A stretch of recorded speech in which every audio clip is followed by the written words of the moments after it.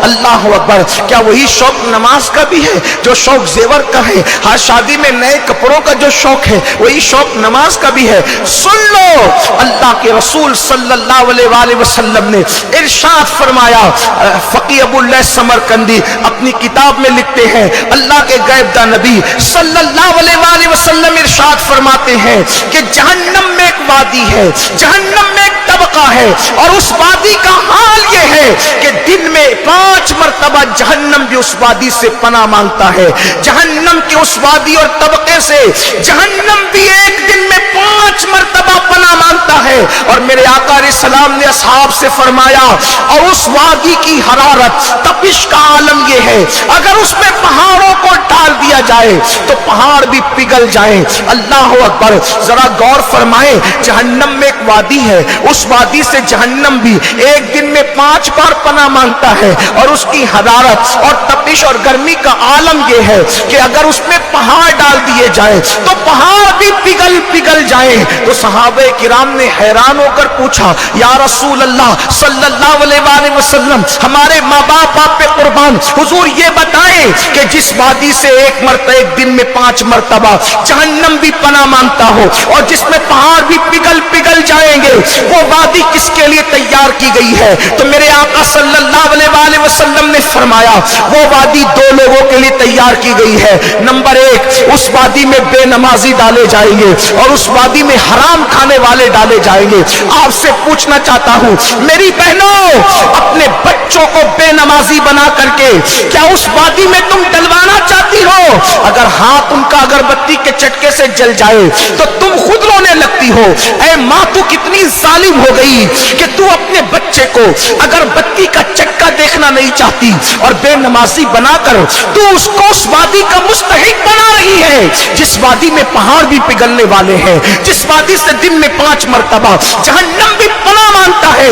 ऐ माँ, तेरी ममता कहाँ चली गई? ऐ माँ, तेरी ममता कहाँ खो गई? ऐ माँ, तेरी ममता कहाँ सो गई? ममता सिर्फ जो है बच्चे को लोरी देने का नाम नहीं, ममता सिर्फ बच्चे को चूल्हा देने का नाम नहीं, ममता सिर्फ बच्चे को मिठाइयाँ खिलाने का नाम नहीं, ममता सिर्फ बच्चे को अच्छे कपड़े पहनाने का नाम नहीं, ममता सिर्फ बच्चे को अच्छे स्कूल में भेजने का नाम नहीं। ऐ मेरी बहन, अपने बच्चे की दुनिया की फिक्र करने वाली, ऐ ममता में मशहूर माँ, अपने बच्चे की आखिरत की फिक्र कर।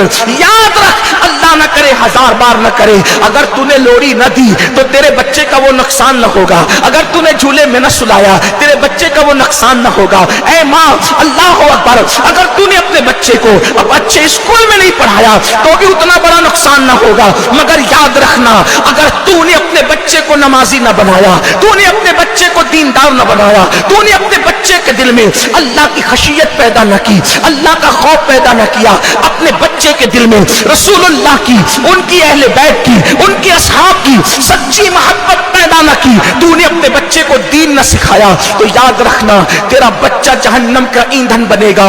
ऐ माँ, तेरी ममता का वास्ता देकर तुझे कहा जाता है, ऐ खातूने जन्नत की कनीजों, अगर बच्चा आग की तरफ बढ़ रहा हो तो माँ नमाज छोड़कर, माँ सारे काम छोड़कर बच्चे को बचाने के लिए आग से दौड़ पड़ती है। आपके बच्चे तो नमाज छोड़ करके, दीन को छोड़ करके, दीनी तहजीब को छोड़ करके, दीनी अक़दार को छोड़ करके, दीनी तहजीब और तमद्दुन को छोड़ करके, कुरान और सुन्नत को छोड़ करके अपनी तबीयत के रास्ते पर जा रहे हैं। तुम उनको बचाने के लिए क्यों कोशिश नहीं करती? याद रखना, आजकल का हाल तो ये हो गया, पहले माँ बाप मर जाते थे तो बच्चे यतीम हो जाते थे, अब तो माँ बाप के जीते जी बच्चे यतीम हो रहे हैं। आप कहेंगे कैसे यतीम हो रहे हैं? हम कहते हैं इसलिए यतीम हो रहे हैं कि पहले माँ बाप नहीं मिलते थे, मरने के बाद नहीं मिलते थे, अब तो जीते जी नहीं मिलते। बाप भी गेम खेल रहा है मोबाइल में, माँ भी गेम खेल रही है, बाप भी मोबाइल लेके बैठा है, माँ भी मोबाइल लेके बैठी है। उस बच्चे की तरबियत कौन करे? माँ बाप जिंदा होकर उसको फायदा क्या है? अगर रोटी कपड़ा मकान की बात है तो रोटी तो कुत्तों को भी मिल जाती है, खाना तो जानवरों को भी मिल जाता है, सिर्फ खिलाना पिलाना अहम नहीं है।